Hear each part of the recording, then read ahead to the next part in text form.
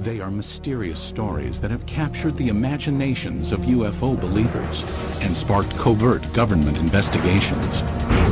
It was a gigantic object 300 meters in diameter. It made very strange aerial maneuvers. But these are not celebrated American paranormal incidents. These UFO episodes took place in a country for years shrouded in secrecy. Behind the scenes, the Russian government, the Russian military take this phenomena very seriously. They've been lying directly to their own people.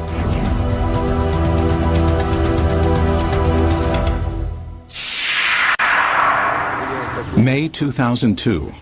In a remote area 100 miles outside of Moscow, an investigative team from Kosmoboysk, a group that studies UFO sightings, searches for signs of UFO activity. We are going to enter the forest.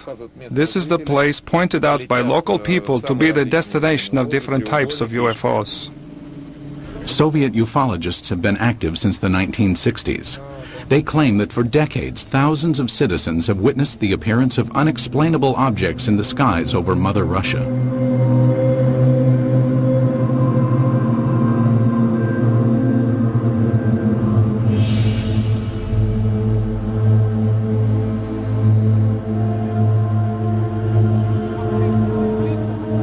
Today, ufologists in Russia work in the open and report their findings freely. This was not always the case. Before the policy of glasnost was introduced in 1985, independent investigations of UFOs in the former Soviet Union were conducted in a climate of secrecy and fear. At times, official government policy denied the existence of UFOs and any UFO activity, and prohibited anyone from reporting otherwise. The UFO research in the former Soviet Union was a very complicated matter because one had to deal with overall state secrecy. Meanwhile, the Soviet government was involved in covert UFO investigations of its own. We know that the Russian government studied this secretly for a period of 40 years. We know that they took it very seriously. We also know that there have been various attempts, including more recent ones, to put a spin on this to say, there's nothing to it. That's a bunch of baloney. The results of the Soviets' most far-reaching secret UFO study became public in the year 2000. The inquiry started in 1978 and took 13 years to complete. The investigative team consisted of top scientists and military experts, and was completely clandestine. Certainly, this collaboration between the Academy of Sciences and the Ministry of Defense was not paraded. I mean, formally, these studies were closed. Classified organizations took part in these studies. This research should have a secret character. Colonel Boris Sokolov was the coordinator of the investigation. Shortly after the fall of the Soviet Union, he met with American investigative journalist George Knapp. Sokolov told us that just as in America, 90 to 95% of these cases could be explained away, but the remaining 5 to 10% could not be easily explained. The 13-year Soviet UFO study scrutinized some of the most puzzling sightings in Russian history. In 1968, a cameraman documenting a test of a Soviet jet fighter noticed a huge triangular object in the sky. He focused his camera on the object and caught it on film. In 1977, an unusual aerial display sent tentacles of light streaming down over the town of Petrozavodsk. Some claim the event caused fine holes to be glazed in glass windows and concrete. In 1982, military personnel at an intercontinental ballistic missile base witnessed several brilliantly lit orbs overhead. Seconds later, a warning light indicated a missile had switched to the prepare to launch mode. Had an alleged UFO come close to starting a nuclear attack?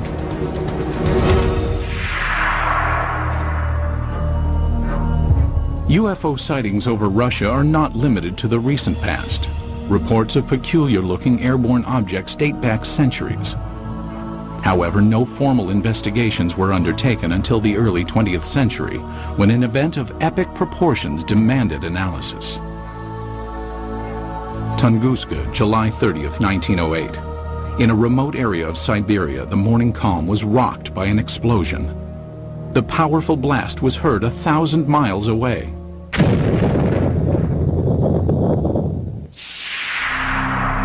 There was an enormous firewall blast, something on the order of 15 megatons of equivalent energy, which is roughly 1,000 times that of the Hiroshima blast at the end of the Second World War. This was an extraordinary event. Because of the remoteness of the Tunguska region, it was almost 20 years before any government researchers visited the site. The first expedition to reach Tunguska was headed by Russian mineralogist Leonid Kulik. When the initial expedition got to the Tunguska area in 1927, the natives were reluctant to show the scientists into the region because they thought the god Agdi had devastated the area because of the wickedness that was going on, and he had destroyed the trees, killed the animals. Kulik eventually convinced locals to direct him to the blast location. Believing a meteorite had caused the massive explosion, Kulik assumed he would find a crater at the point of the meteorite's impact. To his surprise, there was none. He looked for meteorite samples on the ground because often when an object hits the Earth, it throws up debris, and the debris is recoverable around the edges of the crater. But of course he didn't find that either. What Kulik discovered has stirred UFO debate for decades. At the blast's epicenter was a frozen swamp with an untouched clump of fully grown trees in the middle. Circled around the grove, 10 million dead trees lay in a symmetrical ring, seemingly mowed down by a cosmic scythe. So here we have an enormous blast site with no crater, no fragments or meteorites around the rim of the crater, and this radial pattern of burnt trees knocked down for some 20 miles in all directions. In the years that followed, others traveled to Tunguska to study the unusual occurrence. There might have been fruits obtained by labors of another expedition sent by the head of the Soviet secret police in the late 1940s. But all we know is that such expedition existed. We do not know what has happened to the items and the information it collected. Further baffling ufologists were reports of radiation damage in the Tunguska blast region. There were also some reports of mutations taking place in plant life, and even some humans apparently suffered some gene damage. In 1947, Russian Army Colonel Alexander Kazantsev developed a remarkable theory based on information about the devastating consequences of America's atomic bomb attacks on Japan. He was listening to the report about the nuclear bombardment. The announcer gave a very long and very detailed description of how and in which direction trees, houses had fallen, and so on, how everything was hit. He realized that what had happened in Hiroshima, exactly the same happened at Tunguska, only nearly half a century ago. Kazantsev hypothesized that the nuclear-like devastation seen at Tunguska must have been caused by the crash of a nuclear-powered alien spacecraft. But the scientific community rebuffs the UFO theory. Scientists claim the Tunguska explosion was caused by a rare but explainable natural event. They believe an asteroid dropped to just 3 miles above the Earth's surface and then exploded. As the object came in, it was being decelerated and squeezed by atmospheric forces. It blew up with the force of a hydrogen bomb. The shock wave smashed down the forest, knocking trees away from the blast and resulting in a pattern away from ground zero. But how would an asteroid explosion explain the reports of radiation damage in the Tunguska area? Scientists say it can be attributed to the sheer magnitude of the explosion. As we mentioned before, the blast itself was 1,000 times greater than the Hiroshima blast at the end of World War II.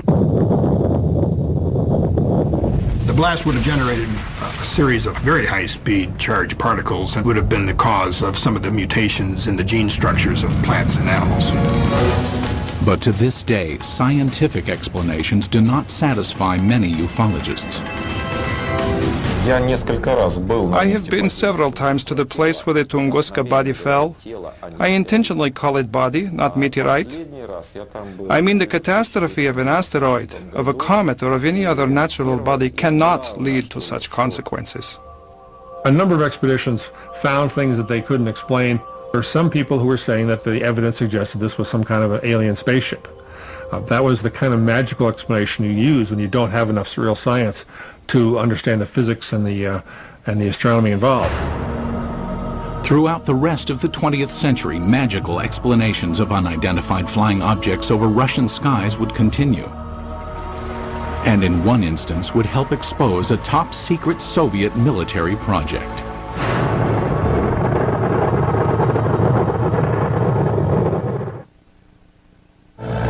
It was 1948. World War II was over, but the Cold War was just beginning. Soviet leader Joseph Stalin had initiated the Berlin blockade and directed his scientists to develop a nuclear weapon to rival that of the United States. It was during this period that some claim Stalin grew concerned about UFOs. It is said his interest stemmed from reports of a 1947 UFO incident in Roswell, New Mexico. New Mexico in 1947 would have been a hotbed of Soviet espionage because we had all kinds of stuff there. The 509th Bomber Wing, the only atomic bomber wing group. Purportedly, Stalin ordered Sergei Korolev, the founder of the Russian space program, to analyze information about the supposed Roswell crash and report his findings. Mr. Korolev came up with an answer. Yes, UFOs exist. No, they present no immediate threat. And after evaluating the information, all that the Russians had acquired on Roswell and on UFOs, Korolev concluded UFOs are real. They appear to be intelligently controlled. That's what he told Stalin, and Stalin in turn said, that's what my other people have concluded as well. While concrete proof of the conversation does not exist, several Soviet scientific agencies did begin investigating UFOs in the ensuing years. Stalin, after getting this information about Roswell and UFOs in general, did the same thing basically that the American government had been doing. He condemns UFOs in public and then conducts secret tests behind the scenes. He had all sorts of high-level scientists who would research the problem for him and then report to military officials, all behind the scenes. Also hidden from public view were UFO reports culled from Soviet Air Force pilots. Between the mid-1950s and mid-1960s, pilots reported approximately 15,000 UFO sightings. It is very difficult to find a pilot who has been flying for many years and has never seen a UFO. Most of these sightings can be easily explained. In an era of superpower distrust, flights of American spy planes and spy balloons were common over Soviet skies. But investigative journalist George Knapp, who has viewed portions of the Soviet UFO files, found some of the pilot sightings perplexing. There were 40 instances where Russian warplanes were sent after UFOs. This is not temperature inversion, this is not a weather balloon, this is not swamp gas, these are craft floating around in the airspace of Russia, and they sent warplanes to go chase them. While pilots continued to report strange objects in the sky, none could offer tangible evidence to support their claims. But in 1968, over the skies of Riga, Latvia, an alleged UFO sighting was caught on film. As a Soviet propaganda film crew documented a test flight of a fighter interceptor jet, the pilot noticed an unusual object high in the sky.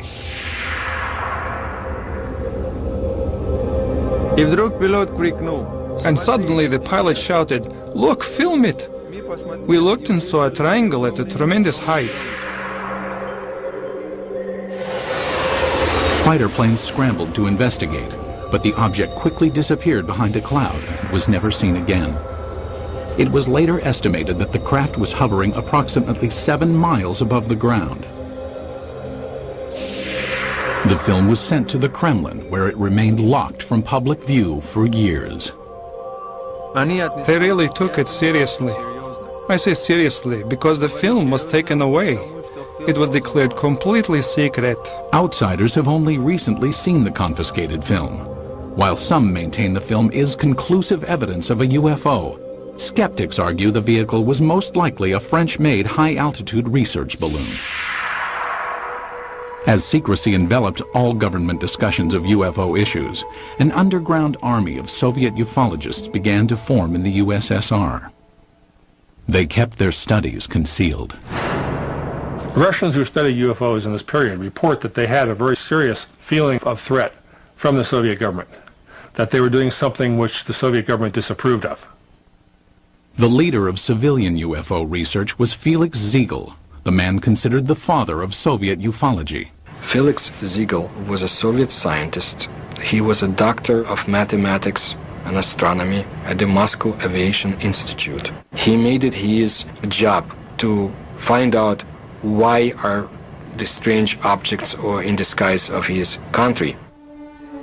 Ziegel challenged the Soviet system by conducting paranormal lectures, organizing independent UFO investigations, and urging Soviet citizens to report any and all sightings. His efforts were not without risk. We cannot say, of course, that people would be put in jail for it, but still Ziegel suffered. He was harassed both in his place of work, at the Institute of Aviation, and he was harassed by the state government authorities. Ziegel and his investigators spread information about UFO sightings through an underground press network. Samizdat, private publications used to disseminate information, were strictly forbidden by the Kremlin. In his time, brochures were printed in a samizdat way. They were collections of observations and letters, typed in 5 to 10 copies. All materials were typed with the use of carbon paper.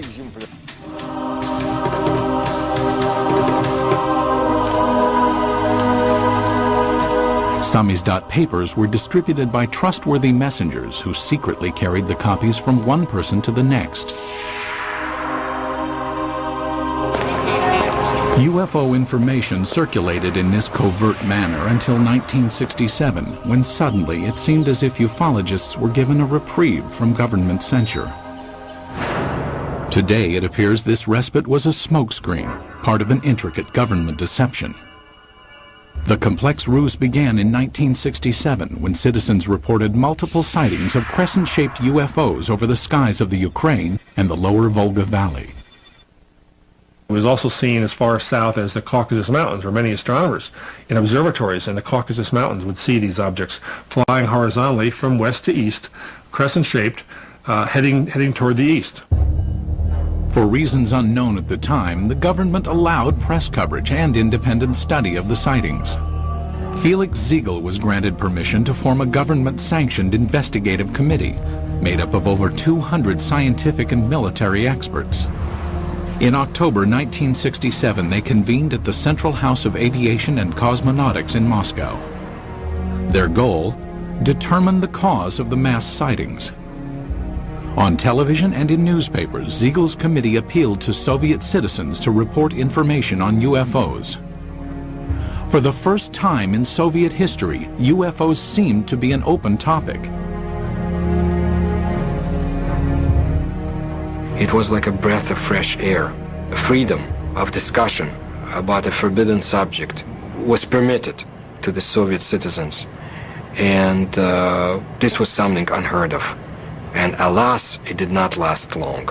Within a few months of Ziegel's televised appeal, the steel jaws of Soviet censorship clamped down. Reporting of UFOs was once again off limits. The subject was dropped from the controlled media, and Ziegel's committee was ordered to disband.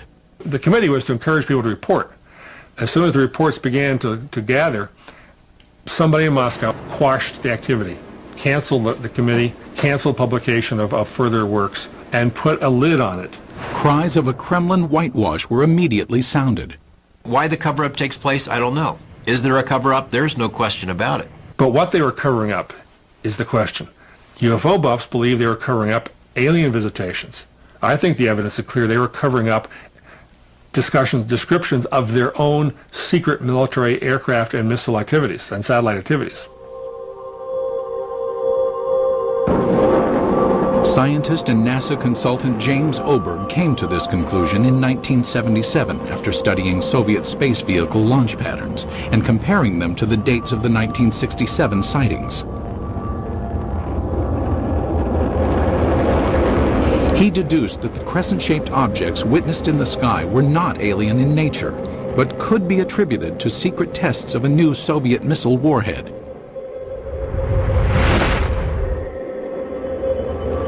People in the area saw the rockets, especially at night, saw the streamers, the contrails in the sky, even heard the rockets.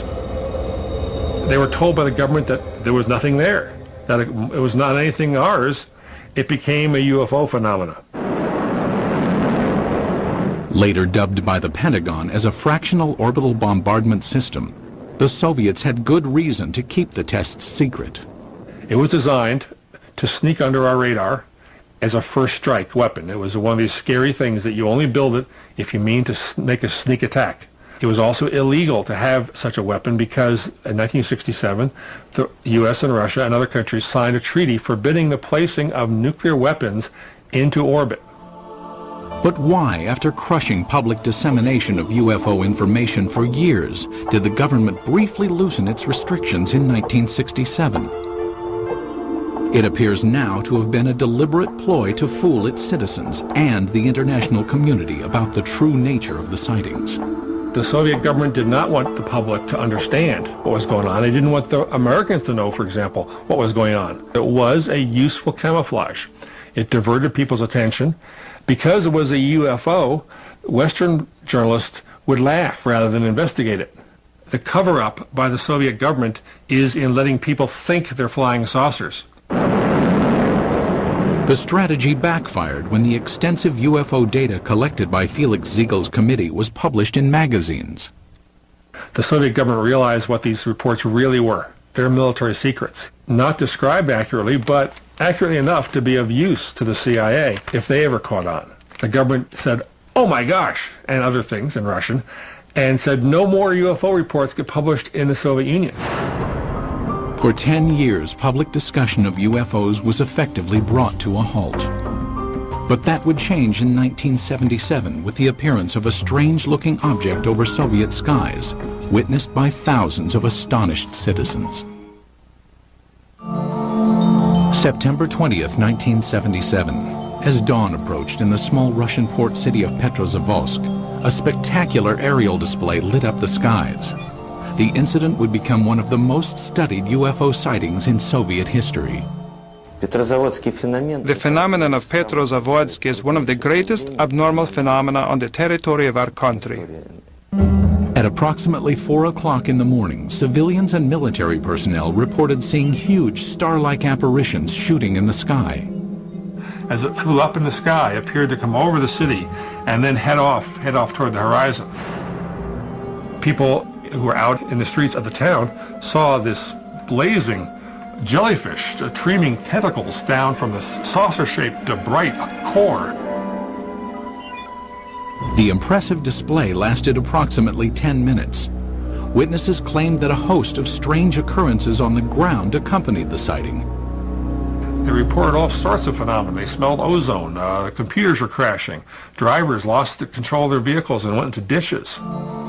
Perhaps the phenomenon most difficult to explain was the appearance of finely glazed holes in glass windows and rocks around the city. There is no explanation for this fact, but the connection is direct by the time parameters. There had been no holes before the event, and then they appeared. Witnessed by thousands, the aerial display above Petrozavodsk was impossible to refute. While the sighting remained a mystery to Soviet citizens, NASA consultant James Oberg quickly discovered its origins. Because of my connection with the space program and my knowledge of satellites and rockets, I was able to find out within a matter of hours. There was a rocket launching that morning from a secret space center north of Moscow at precisely the time people were seeing this UFO. The jellyfish-like display was triggered by the launch of the Cosmos 955 spy satellite.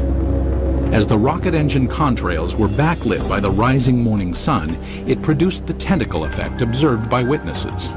So this what they call basically the smoking gun of Soviet ufology. They call it a Medusa or jellyfish UFO because it was streamers of light coming down from the streamers in the rocket engines of the rocket, as it turned out.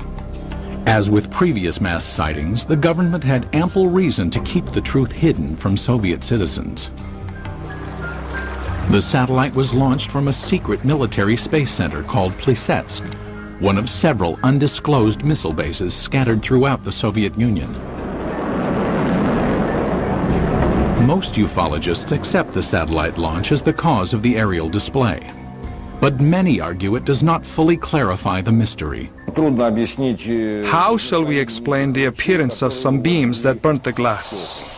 When the pieces of the glass were analyzed at the Institute of Metrology in Moscow, they concluded that these holes resulted from badly glazed window glass. That is, a purely technical defect took place. I do not believe that the launch of a secret military satellite would explain the holes that were made in the glass. My personal opinion, no, this was not man-made technology that's responsible for such effects. There were some reports of holes being drilled into glass window panes and in paving stones. I saw those reports. I can't explain it. And all these sorts of additional phenomena, these additional reports, are typical of what happens when people see a very sudden, shocking sight in the sky and look around them for corroborative evidence. Most of the time, it's irrelevant, independent, and sometimes even imaginary. While the mysterious holes might never be fully explained, the Petrozavodsk incident had much deeper consequences inside the walls of the Kremlin. The upshot of this incident was the decision of the Soviet government to create a secret program to study UFOs. In the weeks following the Petrozavodsk sighting, the Soviet Academy of Sciences received inquiries from several European nations concerned about the nature of the event. In response, the Academy of Sciences requested permission from the Kremlin to initiate a top-secret investigation of anomalous occurrences. Although aware the majority of these events were not paranormal in nature, the scientists admitted in their request that they could not provide a scientific basis for all UFO sightings. The Academy of Sciences can neither ignore or explain the paranormal phenomena similar to that observed in September 1977 in Petrozavodsk. The program was organized to show that we did not know the answers to these questions and would be studying it on the scientific level. That was the way the official scientific program for studying abnormal phenomena and extraterrestrial flying objects started its work in the Soviet Union. In 1978, the investigation that later became known as Institute 22 was formally started. The study lasted 13 years and was completely concealed from public view. But why did the Soviet government spend time and money to investigate a phenomenon it already knew the origins of? There's really no surprise that the Soviet military, even if they understood the nature of most of these reports, would still investigate them. The Soviets traditionally spied on themselves as severely as they spied on the West. If they already knew that these are missile tests, why do they have to have a nationwide study behind the scenes? I mean, it's not like the results of the study were ever going to be published anywhere. It was a secret. So it makes no sense. While the rationale for the beginnings of the study is still debated, there is no doubt the scope of the investigation was far-reaching. The Institute 22 inquiry was conducted jointly between the Soviet Academy of Sciences and the Ministry of Defense. It was very useful for the Academy of Sciences to collaborate and to carry out studies together with the Ministry of Defense, because naturally it was much easier for the Ministry of Defense to get the information we had no access to. The armed forces were ordered to study what, if any, influence possible UFOs might have on the proper functioning of technical military equipment. In addition, hundreds of thousands of sailors, soldiers, and pilots were recruited to watch for and report on UFOs. No one was told why the reports were being taken. The Ministry of Defense has an enormous observance potential. First, military units are located all over the country. Second, unlike civil organizations, an order from the Minister of Defense is sufficient for making a potential viewer of each military man, and this was done. Every single unit in the vast Soviet military empire had to comply with this study. That is, any UFO, any anomalous object, any ball of light, any strange thing in the sky whatsoever had to be fully investigated. Scientists were directed to investigate the physical nature of alleged paranormal phenomena. The data collected by the military and scientists was analyzed in a lab located in a nondescript building in a suburb of Moscow. The personnel of the laboratory were not numerous, not more than 10 people, and this number was never exceeded. But the specialists from almost all the scientific areas worked there, from a physician to specialists in radioelectronics, meteorology, and astrogeophysics. Practically all the specialists were represented there. It was done in order to study all possible aspects of UFOs.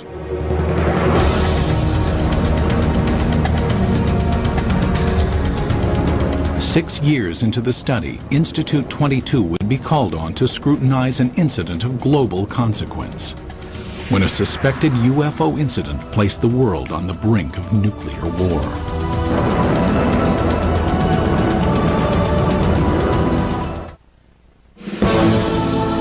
The early 1980s were a time of tense relations between the Soviet Union and the West. The era of détente had ended, and the Russian landscape was studded with intercontinental ballistic missile silos. Each contained nuclear weapons aimed westward. It was at one of these silos that a reported UFO incident caused a nuclear scare. Today, this ICBM silo in the Ukraine is deserted, dismantled in compliance with a nuclear arms reduction treaty between the US and USSR. But at this silo in 1982, something went terribly wrong.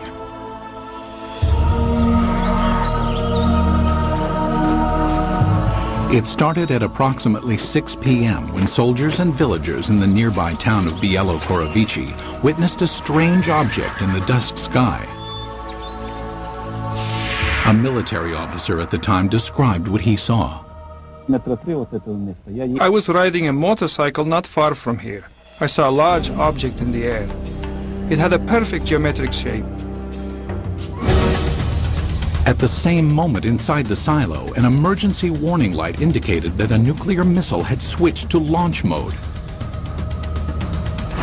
The most telling testimony comes from the communications officer who said that somehow something entered the correct code. But Moscow had not ordered a launch, nor had any personnel in the bunker touched the control panel. For 15 agonizing seconds, technicians frantically scrambled to stop the launch. Then, without explanation, the launch sequence was aborted. They were ready for launch. The UFO, poof, goes away. Poof, the command control module goes back to normal. Had a UFO somehow interfered with the launch controls of a nuclear missile? A team of investigators from Institute 22, the secret state-sponsored UFO research team, was immediately ordered to the missile base. They established within a very short period, literally half a day, that a military training exercise took place at a nearby aerial ground. Investigators learned that the sighting occurred at the same time and in the same area where the military was testing flares. Dropped out of planes, the flares provided 5 to 7 minutes of illumination. That explained the strange display in the sky. But why did the nuclear launch sequence activate? The fact that the emergency situation coincided with the effects which took place is certainly a remarkable coincidence, but it is still a coincidence. The ICBM control equipment was systematically taken apart and rebuilt, but no defects were found. It's not just an electrical malfunction. Something entered the correct launch codes. That just doesn't happen every day. We hear from our government UFOs are not a matter of national security. The Russian government has been telling its people the same thing. They're trying to confuse us. This incident is clear evidence, if ever there was, that UFOs do carry national security implications. After examining the ICBM episode, the investigative team of Institute 22 continued to scrutinize various sightings around the country. Some who reported UFOs had a much closer view than those on Earth.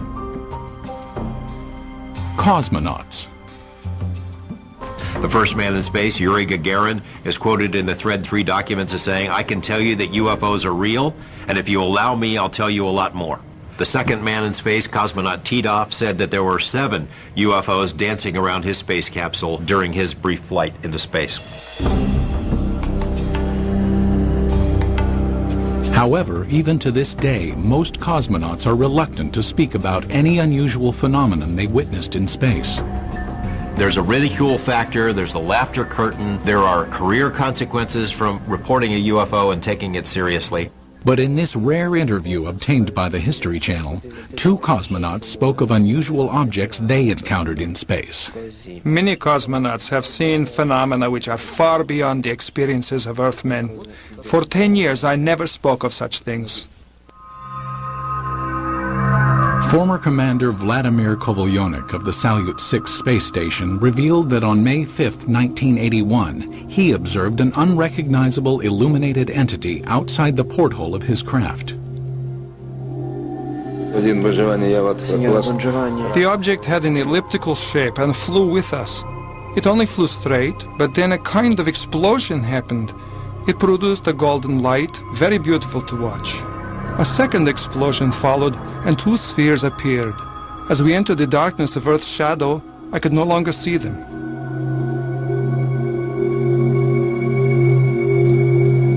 On a Mir mission in 1991, cosmonaut Musa Manarov managed to videotape an anomalous object during a routine docking procedure.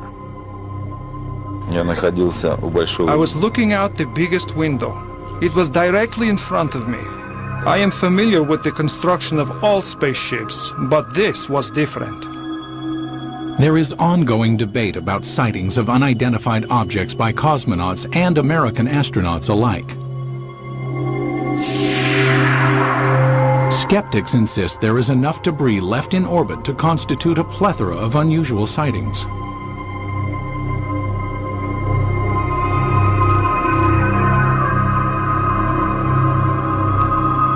As cosmonauts traveled amidst the stars, the 1990s saw major changes take place on Soviet soil.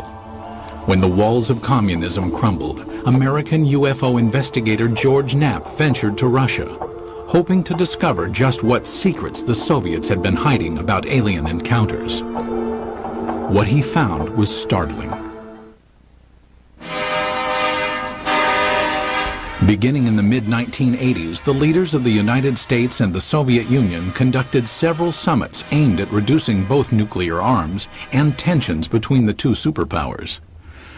Shortly after one such meeting, President Ronald Reagan revealed he and Mikhail Gorbachev had discussed the topic of alien encounters. I couldn't help but say to him, just think how easy his task and mine might be in these meetings that we held if suddenly there was a threat to this world from some other species, from another planet, outside in the universe.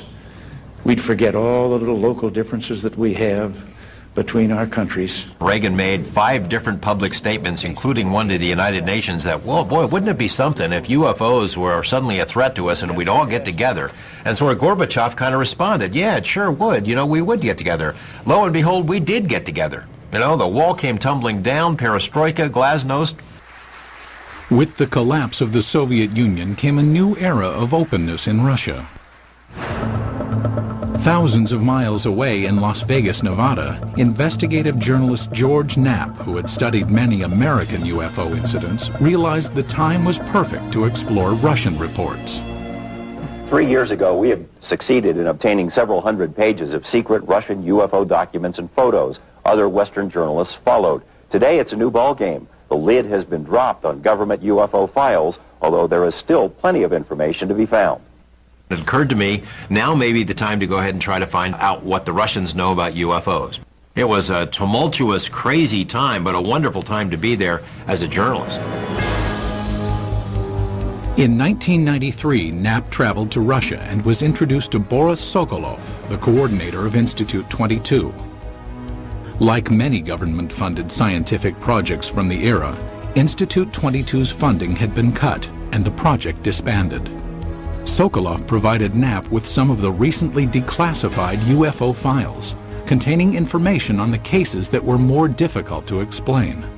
he had culled from the thousands of reports some of the most interesting ones and had kept them in these binders, and we were able to get them and bring them back. Why would the Russian military study all of this stuff? Colonel Sokolov said it was a very practical reason. They knew that UFOs could do things that their planes couldn't. Figured by studying it, they may be able to get an advantage over us in terms of stealth technology. Upon returning to the United States, Knapp made some of the files public.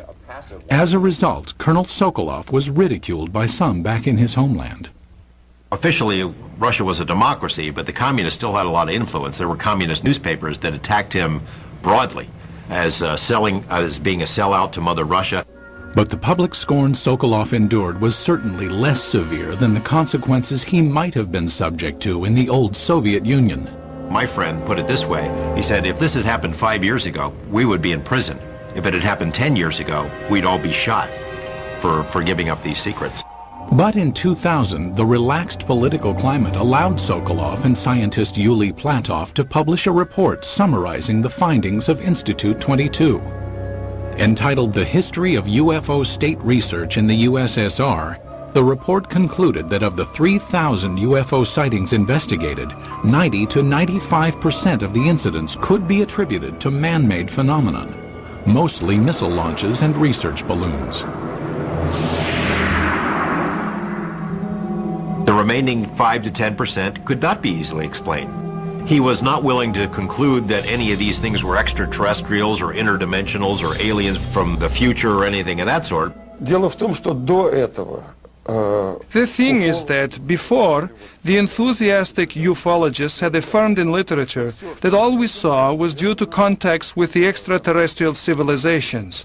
No, no, no. It turned out that only a very small percentage of events remained unexplained. But in a land that for so long concealed information and suppressed dialogue, many ufologists wondered if the report revealed the entire truth. There is a vast treasure trove of KGB documents on this topic somewhere that no one has ever seen. And I know the KGB did release some documents in the early 90s, but it is presumed by a lot of folks that the best stuff is still hidden in a vault somewhere. What happened to the files? Who keeps them? Until we ourselves go through the files, we cannot say whether what Mr. Platov and Mr. Sokolov say is true. It will probably never be known exactly how many Soviet UFO files remain classified, or what they contain. Most in the scientific community doubt any smoking guns exist in the unseen files. People in Russia still have a very powerful sense of gossip and rumors, because under Soviet days, so many things were illegal to talk about, illegal to know. So they replaced the reality with a very rich mythology. UFOs became part of that mythology in Russia, and it's still a very powerful theme over there. But many UFO enthusiasts remain suspicious, believing that the proof of alien encounters exists and is still being hidden.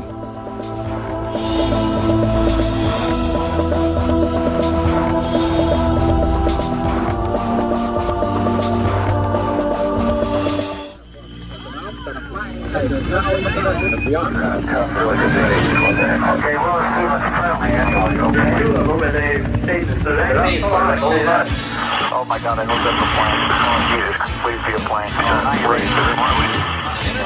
What the hell was that? Midway across the country, circular.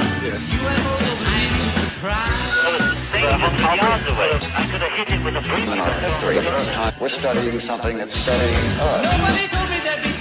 Another plane, something fired a beam of light. Doing a circle, you can imagine, circling our warhead. Fired another destructive warhead.